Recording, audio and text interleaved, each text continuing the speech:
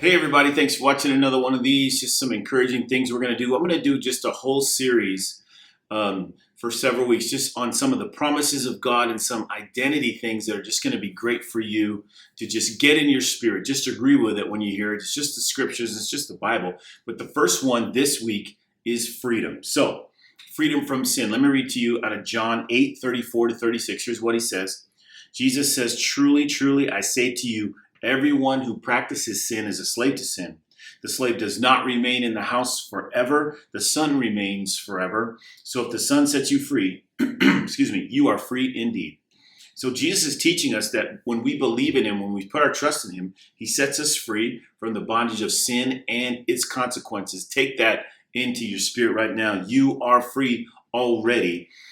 Freedom in truth, which is John 8:31-32, which says, "If you abide in my word, you are truly my disciples, and you will know the truth, and the truth will set you free." So we're talking about freedom. Here Jesus is emphasizing the importance of abiding in his teachings and the truth of his word by sticking in there, reading his word, and getting it into your heart and in your mind, which brings true freedom to every one of us who believe. Freedom through his sacrifice. Listen to this.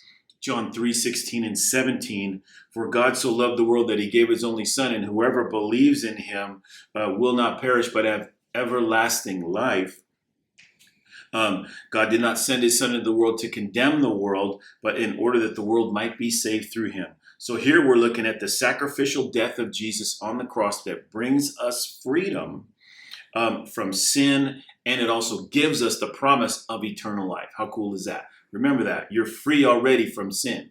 You have the freedom to say no. You have the freedom to resist the enemy. You have the freedom. You're empowered by God to make the right choices. Freedom from fear. Listen to this.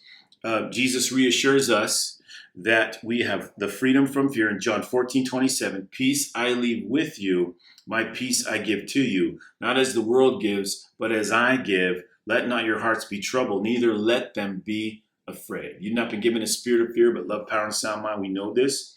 So we find freedom from fear and anxiety through our trust in Jesus Christ, by surrendering to him and believing his word. Do you believe you're free? Or do you believe you're bound? I'm telling you, you're free.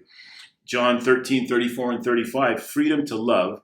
And Jesus gives the disciples a new commandment. He says, "This new commandment I give, love one another as I have loved you, so you must love one another. But by this, everyone will know you're my disciples if you love one another." So we're called to love one another. And in doing so, experience the freedom that comes from selfless, sacrificial love, loving others and loving Jesus, making the decision to understand that I am free, and because I'm free, I'm empowered to do everything that God's called me to do.